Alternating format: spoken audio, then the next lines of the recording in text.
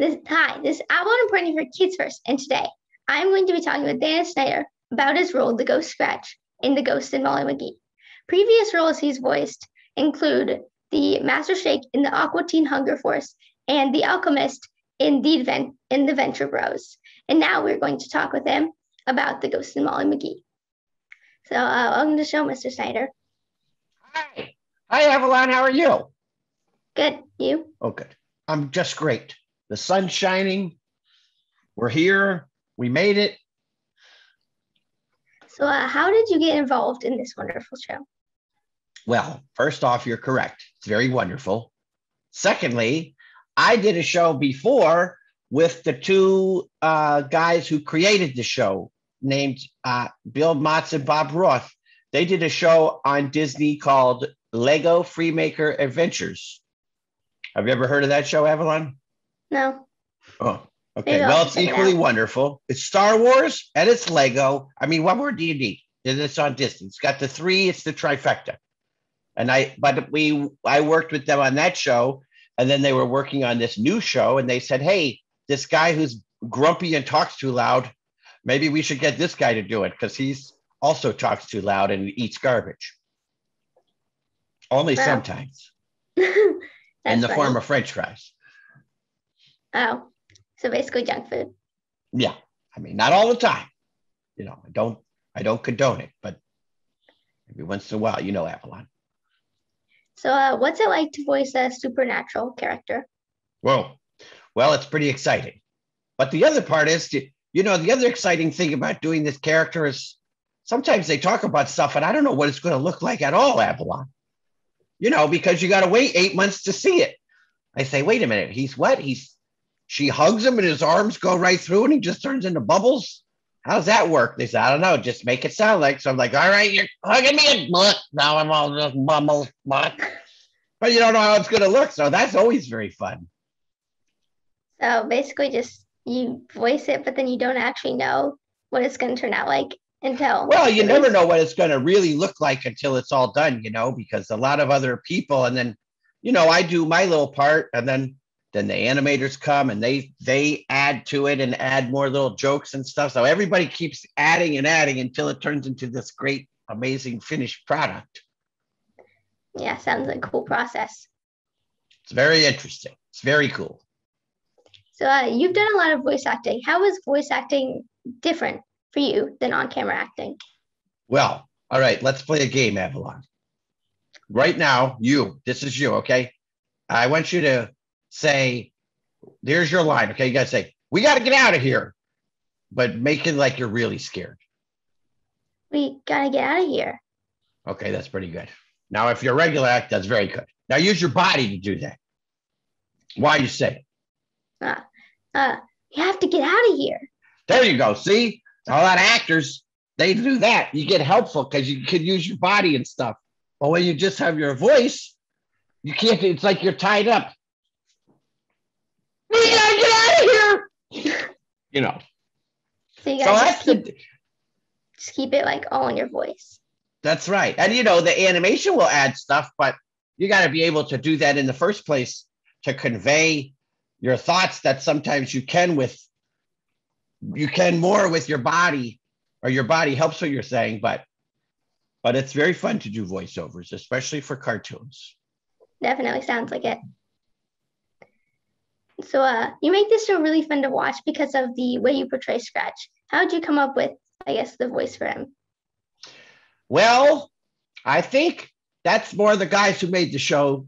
We all sort of came up together. They were like, well, you know, as you could tell, it's not really different from my real voice. I mean, it's maybe he's a little more animated sometimes. No pun intended, Avalon.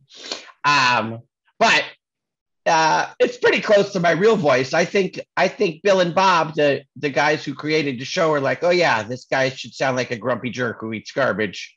Dana, you can talk in your regular voice. You don't need to do a crazy voice. But that's good because you could do it's natural then, right?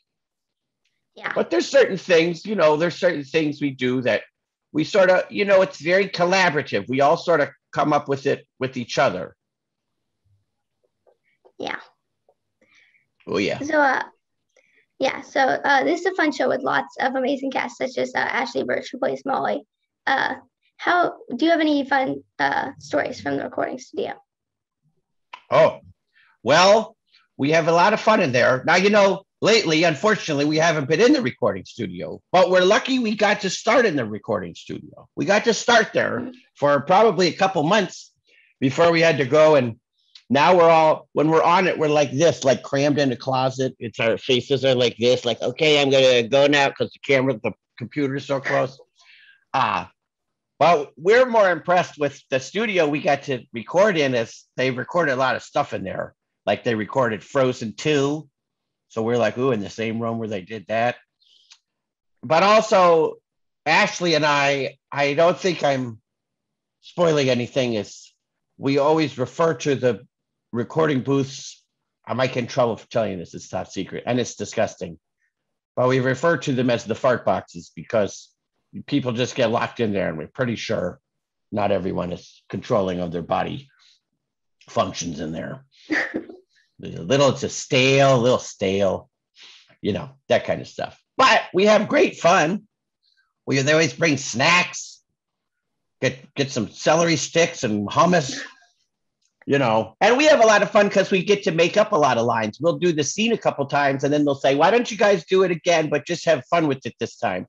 So we sort of know what we're supposed to be saying or where we're supposed to be by the end of the scene, but then it doesn't really matter how we get there. We'll just sort of goof around with each other, and that's very fun. We always love that. Definitely sounds really fun. Yeah. So I really love the episode of First Day Frights. Do you have a favorite? Well, you're probably better than I am because I think I've only seen 2 episodes. What was your favorite one? First Day Frights. Oh, is that the very first episode when she goes to school the first time? I think it was like, there's like each episode has 2 stories. I think it was like the first story of the second episode. Okay, so you're better than me, Avalon. I've seen 2 of them, only 2 of the the 11 minutes. I very much like. There is one coming up. I don't know if you've seen it or not, but there is definitely one coming up in the near future, where they go to the woods on a Wilder Scout trip. There's maybe a real spooky ghost that they think is fake and maybe it's real, but it's pretty great. Yeah. But my favorite thing in every one of the episodes is all the songs. I love that it's such a treat that in this show we get to do all this music, including even the theme song. I think it's super fun. Yeah. And I have seen that episode. It is a very good episode. Okay, no spoilers. Don't tell them. Make them earn it, right, Avalon? Yeah. So how does the bond between Molly and Scratch change over the course of the season? Well, at the very beginning, he curses her because she tries to move into his house, and he thinks that's going to get rid of her when he says, wherever you go, whatever you do, I'll be there, Molly McGee. And then she goes, oh my gosh, like best friends? That's amazing. And he's like, wait, what? No, I didn't say that. So you'll come to school with me and you'll do this. But because he cursed her, he also can't get away from her. So now they're forced to be with each other. And he's a grumpy guy. His job is to spread misery. But in reality, he's not really a bad guy. He's actually a good guy pretending to be a regular ghost doing his job. But really, he loves Molly McGee and loves what she stands for and does, and loves having fun and loves their family. So they certainly, their bond, which starts off as somewhat frenemies, maybe a little bit, at least with Scratch. Scratch does not want to admit how much he likes Molly McGee and likes what Molly does. He would never say it, but as time goes on, they really become best friends, which is very sweet. I definitely see that. So the way that Molly reacted to meeting a ghost was different than most people's. How would you have reacted if you moved to a house with a ghost? I would have been a lot of screaming, Avalon, I can tell you that. It would have been a lot of screaming and immediately moving out. I would have turned around. I would have told my parents, get out. We're moving out of the house. We haven't even moved in. I don't care, Mom. Put the pots back in the box. We're getting out. Leave the stuff here. I don't care. We're leaving. We're getting out of here. I think that's probably the exact opposite reaction that Molly had. It is literally the exact opposite reaction. Everything she did is the exact opposite I would have done. I would have just been gone.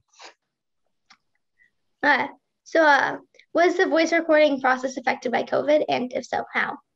Well, yes, very much so. But much like we're doing right now, this is pretty much how we record every time.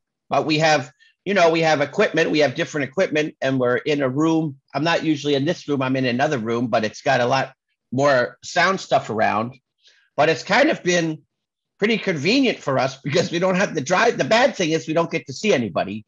But the good thing is 2 minutes before we're supposed to record, I can just walk out of my living room and go into my recording space and just record. So it's been good in a lot of ways. It's been a lot easier, but then also there's all the technical stuff, figuring out Zoom and all, what I'm talking about, Avalon, all that stuff. Yeah, it's definitely quite complicated to set up all the lights and stuff. Yeah, but we're lucky in animation that we still do it. A lot of people that, like Ashley is on a live action show, and I was on a live action show that we were not able to do it because we couldn't be in person with each other. So we were very lucky that the whole time, everybody in animation were able to still keep going, which has been great. Yeah. So what message do you want people to take away from this show? Friendship is magic. Be nice to ghosts and go see garbage. Not necessarily in that order.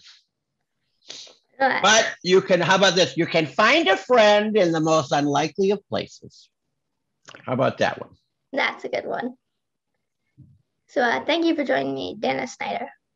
Well, thank you, Avalon. I appreciate it. So thank you for joining me, Dana Snyder. And be sure to watch The Ghost and Molly McGee coming out on October 1st on Hulu Live TV. This is Avalon reporting for Kids First. Be sure to like and subscribe to our Kids First channel so you don't miss any interviews or reviews. That's me. Well, let's see. The Ghost and Molly McGee. The Ghost and Molly McGee, coming this October to Disney Channel.